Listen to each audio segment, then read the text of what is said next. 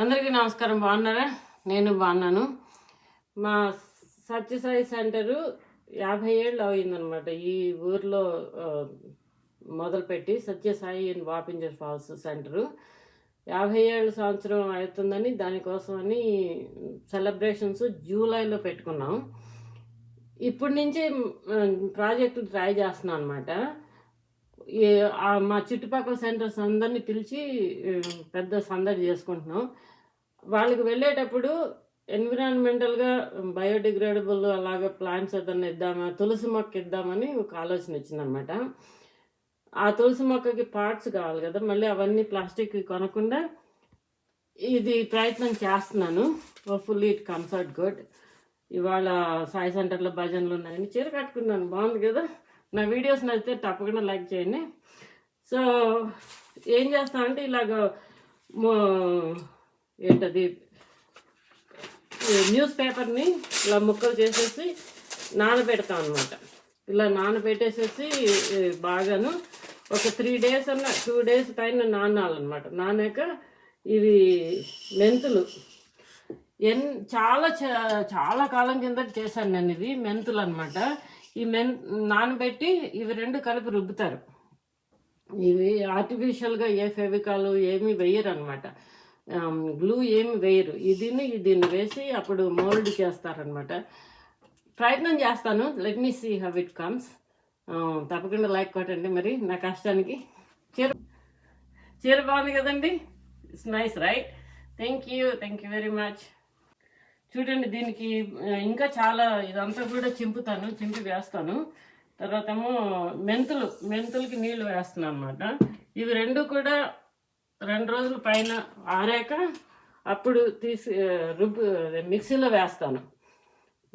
వేసి పేస్ట్ చేస్తాను అనమాట. చేసి అప్పుడు మోల్డ్ వేద్దాం. అప్పుడు మళ్ళీ తీస్తాను వీడియో.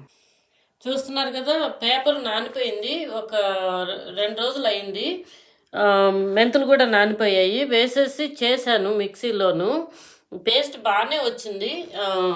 దీన్ని ట్రై చేయాలన్నమాట. మోల్డ్ మీద వేయాలి. ఇది ఇంకా కొంచెం నలగాలి. మెంతులు కొంచెం తొందరగా నలగట్లేదు. అంటే నేను లేటుగా వేసినట్టున్నాను. ముందే మెంతులు వేసి ఉండాల్సింది. దీనికి వేద్దాం అనుకుంటున్నాను. అందుకని చెప్పేసి ప్లాస్టిక్ ర్యాప్ తీసానమాట. తీసి వేస్తున్నాను. ప్లాస్టిక్ ర్యాప్ దీనికి ప్లాస్టిక్ వేసాను అనమాట. ప్లాస్టిక్ ర్యాప్ తీసి వేసాను. దీని మీదేమో పేస్ట్ వేస్తాను. ఇది నా ఫర్నెస్ మీద పెడుతున్నాను. ఆయిల్ హీటింగ్ ఫర్నెస్ ఉంది కదా, దాని మీద పెడుతున్నాను. ఇక్కడైతేనే వేడిగా ఉంటుంది, అందుకని ఆరుతుందని తొందరగాను. బయట పెట్టడానికి లేదు, ఇంకా చలిగా ఉంది అక్కడ బయట. సో ఎండలు రావు ఇక్కడ ఎక్కువ. సో చూద్దాం ఎలా ఆరుతుందో. ఇది వచ్చేసింది. ఇది ఇలా ఉన్నది కదా, ఇలా ఉన్నది. ఇలా తీసేసాను. ఈ బౌల్ బాగానే ఉంది. మెంతులు ఆ పేపరు మిక్సీలో వేసి చేశాను. ముందు మెంతులు కొంచెం నలిగాక అప్పుడు పేపర్ వేసాను. ఈసారి మెత్తగా వచ్చింది. కొంచెం మొన్నటిసారి కంటే కొంచెం మెత్తగా వచ్చింది. ఇది మొక్కలకి ప్లాంటింగ్ కప్పు. ఇది తీసేసాను. ఈ ప్లాస్టిక్ వేసి ఇది చేయాలని ట్రై చేస్తున్నాను. ఇలాగ చేశాను. I put everything in here and I will let it dry. ఈ కన్నాలు కూడా పెట్టాను. Just bowl I can take it back. చూసారు కదా, ఈ ప్లాస్టిక్ది తీసేసాను. పక్కకు వచ్చిందనమాట.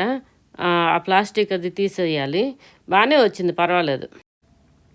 ఇది తీసేసాను, బాగానే వచ్చింది. కానీ కొంచెం అక్కడ స్ప్లిట్ అది అంటే అంత అందంగా రాలేదు. నేను మళ్ళీ ఇంకా కొంచెం నానబెట్టి పేపరు మళ్ళీసారి నీట్గా చేయాలని ఆలోచిస్తున్నాను.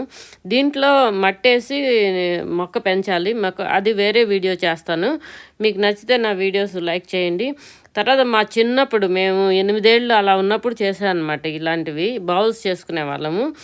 దానికి మళ్ళీ మన గిఫ్ట్ ర్యాప్ పేపర్ అది పెట్టుకుంటే కనుక ఇంకా అందంగా ఉంటుంది.